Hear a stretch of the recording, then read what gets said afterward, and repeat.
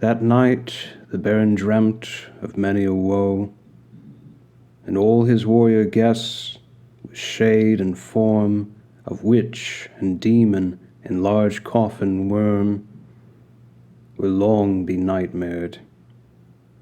John Keats. Unhappy is he to whom the memories of childhood bring only fear and sadness. Wretched is he who looks back upon lone hours in vast and dismal chambers with brown hangings and maddening rows of antique books, or upon odd watches in twilight groves of grotesque, gigantic, and vine-encumbered trees that silently wave twisted branches far aloft. Such a lot the gods gave to me, the dazed, the disappointed, the barren, the broken. And yet I am strangely content and cling desperately to those sere memories when my mind momentarily threatens to reach beyond, to the other. I know not where I was born, save that the castle was infinitely old and infinitely horrible, full of dark passages and having high ceilings where the eye could find only cobwebs and shadows. The stones in the crumbling corridors seemed always hideously damp, and there was an accursed smell everywhere, as of the piled-up corpses of dead generations. It was never light, so that I used sometimes to light candles and gaze steadily at them for relief. Nor was there any sun outdoors, since the terrible trees grew high above the topmost accessible tower. There was one black tower which reached above the trees into the unknown outer sky, but that was partly ruined and could not be ascended save by a well-nigh impossible climb up the sheer wall, stone by stone. I must have lived years in this place, but I cannot measure the time. Beings must have cared for my needs, yet I cannot recall any person except myself, or anything alive but the noiseless rats and bats and spiders. I think that whoever nursed me must have been shockingly aged, since my first conception of a living person was that of something mockingly like myself, yet distorted, shriveled, and decaying like the castle. To me there was nothing grotesque in the bones and skeletons that strewed some of the stone crypts deep down among the foundations. I fantastically associated these things with everyday events, and thought them more natural than the colored pictures of living beings which I found in many of the moldy books. From such books I learned all that I know. No teacher urged or guided me, and I do not recall hearing any human voice in all those years, not even my own. For although I had read of speech, I had never thought to try to speak aloud. My aspect was a matter equally unthought of, for there were no mirrors in the castle, and I merely regarded myself, by instinct, as akin to the youthful figures I saw drawn and painted in the books. I felt conscious of youth, because I remembered so little. Outside, across the putrid moat, and under the dark, mute trees, I would often lie and dream for hours about what I read in the books, and would longingly picture myself amidst gay crowds in the sunny world beyond the endless forest. Once I tried to escape from the forest, but as I went farther from the castle the shade grew denser and the air more filled with brooding fear, so that I ran frantically back, lest I lose my way in a labyrinth of nighted silence. So through endless twilights I dreamed and waited, though I knew not what I waited for. Then in the shadowy solitude my longing for light grew so frantic that I could rest no more, and I lifted entreating hands to the single black ruined tower that reached above the forest into the unknown outer sky. And at last I resolved to scale that tower, although I might, since it were better to glimpse the sky and perish than to live without ever beholding day. In the dank twilight I climbed the worn and aged stone stairs till I reached the level where they ceased, and thereafter clung perilously to small footholds leading upward. Ghastly and terrible was that dead, stairless cylinder of rock, black, ruined, and deserted, and sinister with startled bats whose wings made no noise. But more ghastly and terrible still was the slowness of my progress. For climb as I might, the darkness overhead grew no thinner, and a new chill as of haunted and venerable mold assailed me. I shivered as I wondered why I did not reach the light, and would have looked down had I dared. I fancied that night had come suddenly upon me, and vainly groped with one free hand for a window embrasure, that I might peer out and above and try to judge the height I had attained. All at once, after an infinity of awesome, sightless crawling up that concave and desperate precipice, I felt my head touch a solid thing, and I knew I must have gained the roof, or at least some kind of floor. In the darkness I raised my free hand and tested the barrier, finding it stone and immovable. Then came a deadly circuit of the tower, clinging to whatever holds the slimy wall could give, till finally my testing hand found the barrier yielding, and I turned upward again, pushing the slab or door with my head as I used both hands in my fearful ascent. There was no light revealed above, and as my hands went higher, I knew that my climb was for the nonce ended. Since the slab was a trap-door of an aperture leading to a level stone surface of greater circumference than the lower tower, no doubt the floor of some lofty and capacious observation chamber, I crawled through carefully and tried to prevent the heavy slab from falling back into place, but failed in the latter attempt. As I lay exhausted on the stone floor, I heard the eerie echoes of its fall, and hoped, when necessary, to pry it open again. Believing I was now at a prodigious height, far above the accursed branches of the wood, I dragged myself up from the floor and fumbled about for windows, that I might look for the first time upon the sky and the moon and the stars of which I had read. But on every hand I was disappointed, since all that I found were vast shelves of marble bearing odious oblong boxes of disturbing size.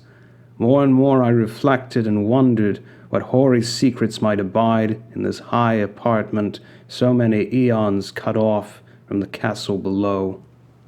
Then unexpectedly my hands came upon a doorway, where hung a portal of stone, rough with strange chiseling.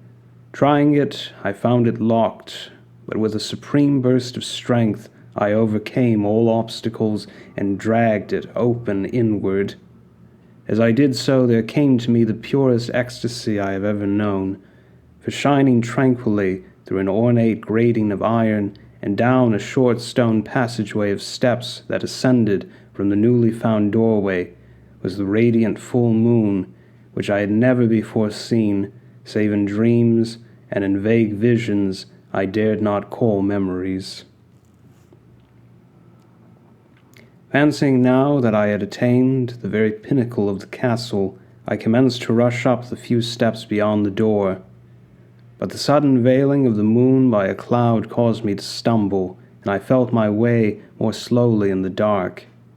It was still very dark when I reached the grating, which I tried carefully and found unlocked, but which I did not open for fear of falling from the amazing height to which I had climbed. Then the moon came out. Most demoniacal of all shocks is that of the abysmally unexpected and grotesquely unbelievable. Nothing I had before undergone could compare in terror with what I now saw, with the bizarre marvels that sight implied. The sight itself was as simple as it was stupefying, for it was merely this: instead of a dizzying prospect of treetops seen from a lofty eminence, there stretched around me on a level through the grating nothing less than the solid ground, decked and diversified by marble slabs and columns, and overshadowed by an ancient stone church whose ruined spire gleamed spectrally in the moonlight. Half conscious, I opened the grating and staggered out upon the white gravel path that stretched away in two directions. My mind, stunned and chaotic as it was, still held the frantic craving for light, and not even the fantastic wonder which had happened could stay my course. I neither knew nor cared whether my experience was insanity, dreaming, or magic, but was determined to gaze on brilliance and gaiety at any cost. I knew not who I was, or what my surroundings might be, though as I continued to stumble along, I became conscious of a kind of fearsome, latent memory that made my progress not wholly fortuitous. I passed under an arch out of that region of slabs and columns, and wandered through the open country, sometimes following the visible road, but sometimes leaving it curiously to tread across meadows where only occasional ruins bespoke the ancient presence of a forgotten road. Once I swam across a swift river where crumbling, mossy masonry told of a bridge long vanished. Over 2 hours must have passed before I reached what seemed to be my goal, a venerable, ivied castle in a thickly wooded park, maddeningly familiar, yet full of perplexing strangeness to me. I saw that the moat was filled in, and that some of the well-known towers were demolished, whilst new wings existed to confuse the beholder.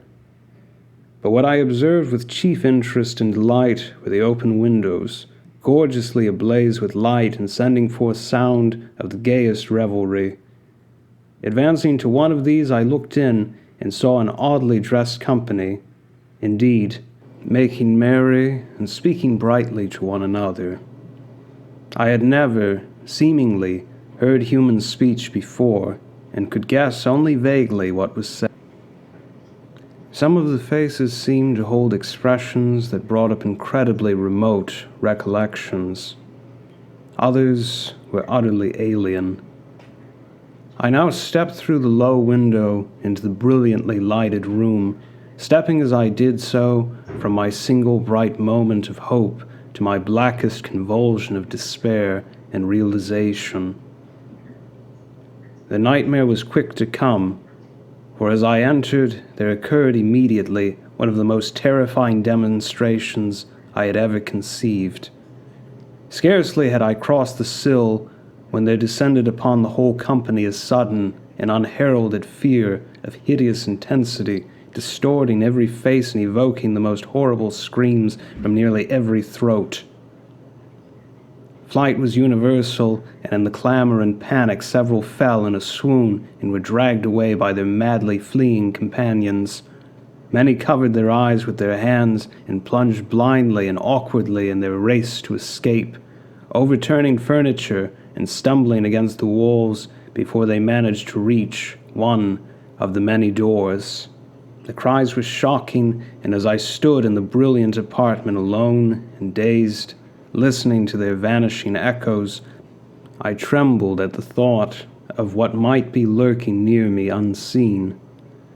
At a casual inspection, the room seemed deserted, but when I moved toward one of the alcoves, I thought I detected a presence there. A hint of motion beyond the golden arched doorway leading to another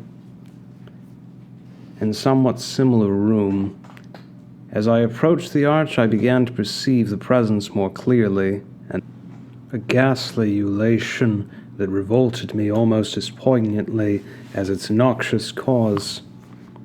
I beheld in full, frightful vividness the inconceivable, indescribable, and unmentionable monstrosity which had by its simple appearance changed a merry company to a herd of delirious fugitives.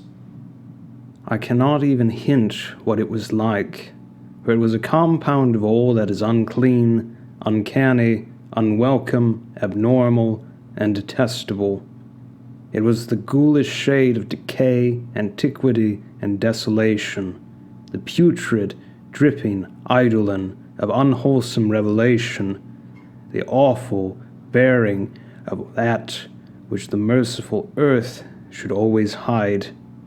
God knows it was not of this world, or no longer of this world, yet to my horror I saw in its eaten away and bone-revealing outlines a leering, abhorrent travesty on the human shape, and in its mouldy, disintegrating apparel an unspeakable quality that chilled me even more.